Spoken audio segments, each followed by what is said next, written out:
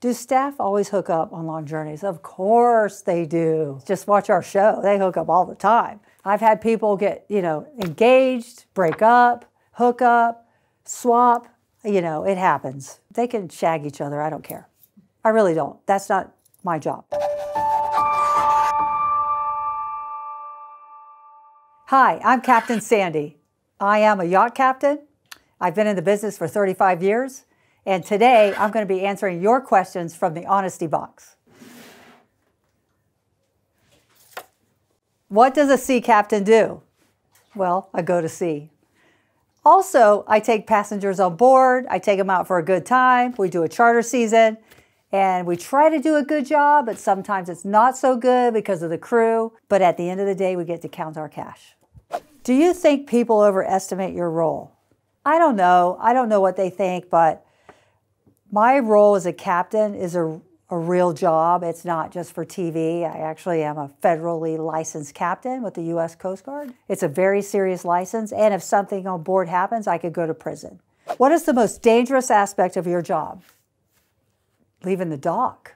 When you think about it, when you leave the dock, you have passengers on board, you have crew on board, you're going out to sea, anything could go wrong. You could have a fire, you could start taking on water.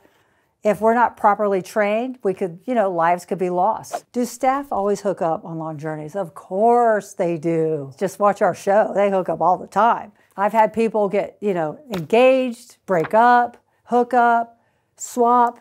It happens. They're human beings, so yeah. They can shag each other. I don't care. I really don't. That's not my job, right? So my job is to make sure while they're doing that, it's consensual and they're not hurting each other. They're human beings. They can have a life on board. I don't care. I want them to. It makes them happy. Can you do whatever you want on international waters? No, you can't. There's still laws there. It's called Maritime Coast Guard Agency controls the international waters. So basically in international water, what that means is whatever flag you're flying on your boat, that's the country you're in. Say we're floating the Malta flag. So we're in the Malta country. Malta is floating in international water, so we have to follow the Malta laws. The minute we get into French waters, right, so then that's when French law takes over. So when you get out of the French waters or the Italian waters or wherever, you're back in international waters. The laws of Malta control your vessel. And Maritime Coast Guard Agency, MCA, controls that.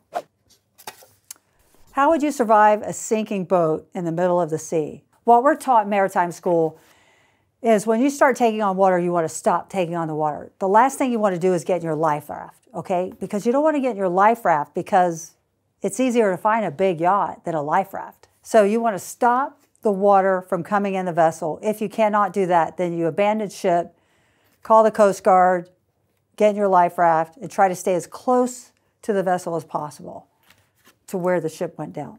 What I've heard, I've never been in a life raft, the minute you get in a life raft, everybody vomits or someone goes to the bathroom, which is not a good place you want to be, right? So I have heard that over and over again from crew who went into life rafts. Oh, what is in the Bermuda Triangle? Lots of planes and boats from what I've seen on television and read in folklore. I believe in the Bermuda Triangle because boats have disappeared. It is off the coast of Florida, and I have traveled across the Bermuda Triangle many times and often wondered, is it my time? On a sinking ship, is it still women and children first? They say the chef goes down with the ship, so yeah, women and children first, the captain after that, and the chef stays. How often do the crew sleep with clients? Ooh, we don't want the crew to sleep with clients. It is not often because when they do, they get fired. Now, if the crew decide to go off and have a relationship off the boat, that's their business. But while on board, we don't cross that line. They're blacklisted from the industry if they do it. Like they won't ever get a job. What code words do you use on board? We do have some. Okay, so the code words we use on board is usually we do the mama bear, papa bear stuff, and we do bow down. So go to the bow of the boat and get low, right? Because you didn't want the camera to see you, so bow down. Stuff like that. Those are code words. What was the mama, papa bear one? The mama bear, papa bear is mama bear's coming. Like, papa bear's coming. Usually the clients. So they get referred to a lot as Mama Bear, Papa Bear, Baby Bear, Cousin Bear, Aunt Bear, you know, like, because some of them are bears and then some of them are pigs, so it depends. So they, baby pig. So yeah, that's true. What have you got to do to qualify being a pig? Well, just be obnoxious. Okay, so you're a pig if you're obnoxious. I'm sorry for the pigs. That's not very fair, is it? What's the most dangerous situation you've been in? I had a fire in the Red Sea. I was chased by pirates. It was crazy. I was rescued by a warship, Coalition Warship 68, and towed to a place that was in a civil war. I was off the coast of Yemen. I had a breakdown. We had a fire on board. I was towed into Hadida, and not a great place to be. So we just charged our fire hoses. We hired security, and we were protected until we were hauled to safety. I thought we were going to be taken hostage because we were sitting ducks. Who is the nicest celebrity you've chartered? We sign NDAs, so I cannot answer this question. I'm really sorry. I don't want to get sued. Who lives in a pineapple under the sea? I don't know. That must be a cartoon. Animated movie? Have you never seen SpongeBob SquarePants? Oh, that's SpongeBob. Yeah. I have no. Am I in trouble? You know what? With me, yes. But Okay. I'll allow it. SpongeBob SquarePants. Yay! Seamless. I better start watching more. How would you have avoided what happened to the Titanic? I don't know. I wasn't there, but I will say this. For a boat that was unsinkable, I think when a boat says that, don't board the boat, because every boat is sinkable. The difference is, what I think they were doing was watertight doors. So on a vessel, you have watertight doors. So if that compartment gets flooded, the boat can still float if the watertight door closes in time before the water travels through the vessel. You have 3 or 4 watertight doors. There's a point where when you have more water in the boat than you have air, that's when you start to sink. But every vessel is sinkable. As a yacht captain, would you avoid watching Titanic because it's like a bit too real? As a yacht captain, I would watch Titanic because Titanic changed the history in the maritime industry by making someone monitor the VHF radio 24 hours, 7 days a week while you're at sea. Because on that show, I don't know if you remember, but they were calling for help, and the officer on the other ship that was nearby signed off the radio and went to bed. That Titanic changed laws. True story. What does the yachting community make up of you on below deck? Well, they don't like it. Some don't like it. I do a lot of public speaking. I do a lot of speaking at the boat show. I make them raise their hands, and then I try to change their minds about the show because it's a great show. It actually shows a lot of people their careers in the industry.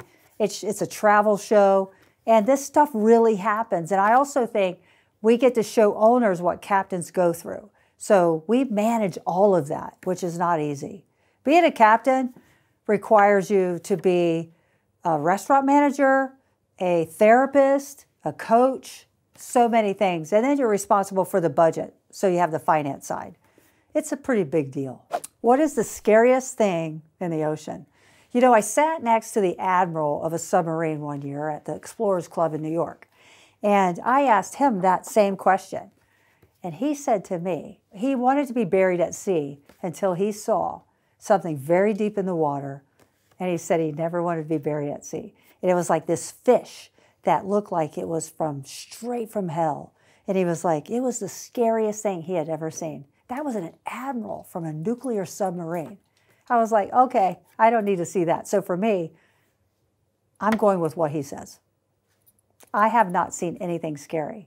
The only scary thing that I did see was a wall of fog that was in the Mediterranean just like this. The Mediterranean Sea does not have fog, ever, rarely. But it was a white wall where I stopped the boat. It was dead calm water in the Gulf of Lyon. And I made the first officer go out and put his hand in the fog. And I thought, if he's not taken, then I'll go. And he did it when I told him to, so hey. Yeah, so it was just fog and we went on our way. But I can't believe he did it. If a cruise ship capsizes, what percentage of guests do you suspect would die? I would hope none, because cruise ships are equipped with lifeboats for a reason. I think that everyone learned a lot of lessons from the sinking of the Titanic. I don't think anyone will die because they are so prepared for that. What happens to the crew if a client brings drugs on board? Nothing happens to the crew. What happens to the clients is we evacuate the drugs and sometimes the clients. If we're caught with drugs on board, the boat could be seized, the owner would be really upset, and I could probably go to prison. Is it true that guest cabins doors don't lock? It is not true. Guest cabin doors do lock. We have a master key that unlocks every door on the boat. We have master keys for every door and every safe. In the event we heard screaming and someone in duress, we would unlock the cabin. Otherwise, if we haven't seen them for 24 hours, we'd definitely unlock the cabin. Do staff treat guests worse if they are rude? No, I think they work harder. And from my personal experience, when guests are rude, we work harder to try to change their attitudes. When they're really rude and obnoxious to the crew, that's when I step in. How long before captains, pilots, drivers, etc. will be replaced by technology? I don't think you could have technology replace a pilot or a captain because it is decision-making. It's decision-making based on the elements that are happening at the time. Also with the people on board. I don't think that'll ever happen. And if it does, I won't be on that plane or boat. What is the biggest perk of being a yacht captain? Everything about it. You're driving a super yacht. You're shoulder to shoulder with the billionaires. You hear their conversations. You learn so much from them in the finance world. You get to interact with different nationalities, different cultures. You try different foods. You're in different countries. It is the most epic career on the planet, in my opinion. The places we travel and who we travel with is such a blessing, and everything's paid for. You pay for nothing. We got great parties. I think the maritime industry has the best parties on the planet. We get to do the Cannes Film Festival. We get to do the Monaco Grand Prix. We're working it, but we get to experience it. We get to go to these amazing places, a part of something phenomenal. So I love being a yacht captain. There was a young lady of 18 who was quite determined to join the Mile High Club. The cabin crew went and stopped her, and then she sat back down in her seat, and then about half an hour later she was back up with another chap trying to join the Mile High Club again. But then my friend said that she went to speak to her parents because she was actually travelling with her mum and dad.